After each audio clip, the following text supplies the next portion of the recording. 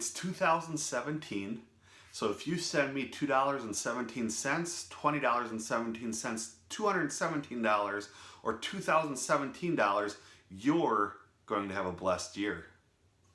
Let's talk about church giving coming up next on the Metal Pulpit.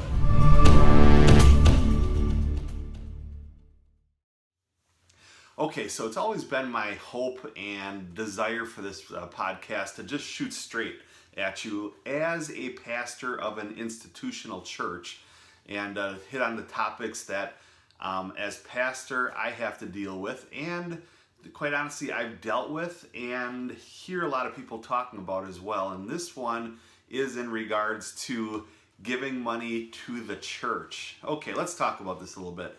If you've been in church for any amount of time, you've heard Malachi 3:10. Test me in this, says the Lord. See that I won't open the floodgates of blessings. Okay, we know that one. Over and over, bring the first fruits into the storehouse. All of these things. Man, if you're like me growing up, you heard a mini sermon right before the offering. And the church I served at before I came here, you heard a full-blown sermon before the offering and then another sermon. It got old. Here's what I do. Here's what I believe. Okay? Let me just shoot straight. Number one, for me to try and explain or to prepare a message on how and why God blesses those that give would be like me trying to explain quantum physics. I can't. I just can't. I was raised in the church. I belonged to the church. I became a member of the church and served on positions in the church. And I give generously, and I believe that God does bless those that do give. Now, let's talk about the church for a minute in regards to giving. I'm going to try to keep this podcast shorter. I think there are a ton of abuses in the church in regards to giving. There was a church recently, over the last couple of years, that wanted to do their services streaming live, okay? That's cool. We do that too. It cost us the cost of a computer. It's about $500, and the cost of an HD webcam about $100. I've come to grips, being a techie myself, that the live experience is the live experience on the internet is never going to be the same as being there in person. So why try to ramp up everything exponentially when, it's just a great way to be able to serve people that aren't able to get to church for health reasons or whatever. So this church, they did a fundraiser to raise funds to do streaming live their services, and the cost they needed was $10,000. $10,000, okay? That is crazy. That's absurd. Another church went into a building program. In the sidewalk alone, you could buy a brick, commemorate it to Great Sister Papoofnik, and it was $250 a brick, and at the end of the thing, it was $250,000 to have this special sidewalk. I look at that and I say, God forgive us. Wow, have we trailed off on what's really important? It's important. As a pastor, I look at my building, I look at the church I pastor, and I say we need to be good stewards of what we have. I didn't purchase the building. I came into the scene after the building was purchased, but now that we have it, we need to be good stewards. Regarding pastoral salary, every year I have a business meeting. The church has a business meeting. Every church should. If you're a 501c3, which is a nonprofit, which most churches are, okay, then you need to have a business meeting. And if your church doesn't, question it. In the business meeting, I will literally go down the numbers, show everybody where we're at. We operate in the black except for a mortgage, and I am not afraid to ever tell them this is exactly what I make each week. Now, as a vocational pastor, I think it's important to be able to tell the church what exactly I make each week, because I've been in enough business meetings where people are looking at all the numbers trying to figure out, because pastors' salaries are a little wonky in that it gets split up in different areas. Here's what I believe. If you belong to a church, if you say, this is my church, this is where I go every Sunday, you need to give towards it. The building does not light itself. It does not heat itself. It does not air condition itself. The toilets don't flush on their own. The water doesn't come all by itself.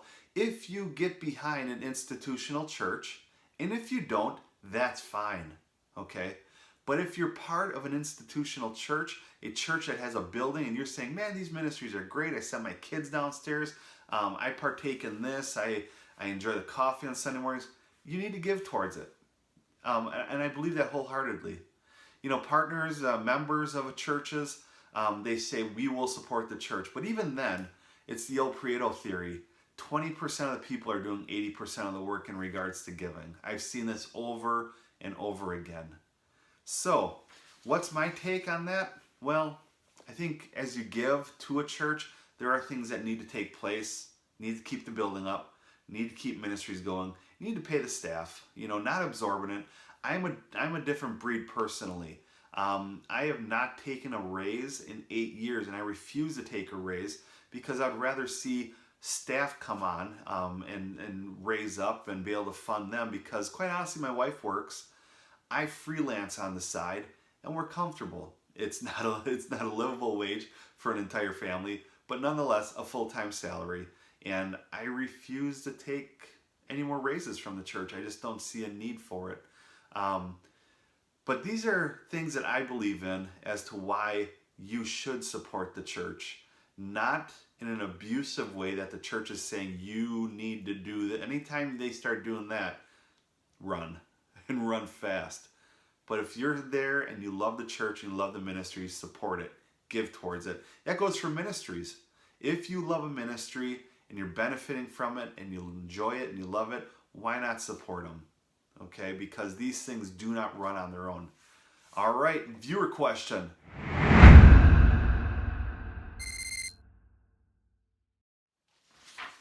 All right, so I got a question from my friend Darius on the other side of the pond in Germany.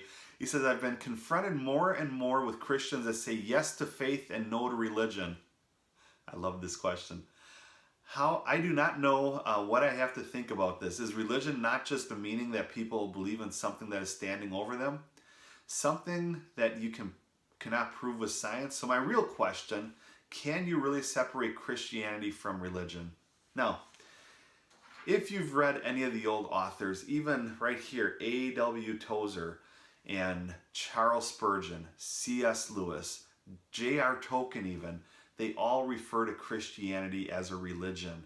Now, religion has been beat up and abused and all over the place over the last few decades. But at the end of the day, Christianity is a religion. Yes, I'm aware of the bumper sticker and the t-shirt. Christianity is not a religion, it's a relationship. Yes, it is. I get that. But if you're going to notch it up a couple from a bumper sticker saying to a collegiate level way of thinking, yes, Christianity is a religion, and there's nothing wrong with saying that. Over and over, Charles Finney even would say, in my religion, I need more religion. Look at the old hymns, give me that old time religion, and over again. There's nothing wrong with that. A lot of people beat it up, abuse it, and misuse that name. What can you do about that? It's still a beautiful meaning to the religion of Christianity. Thanks for the message. If you have a question, email me right here, pastorbobadams@gmail.com. Love to hear from you. Have a great day.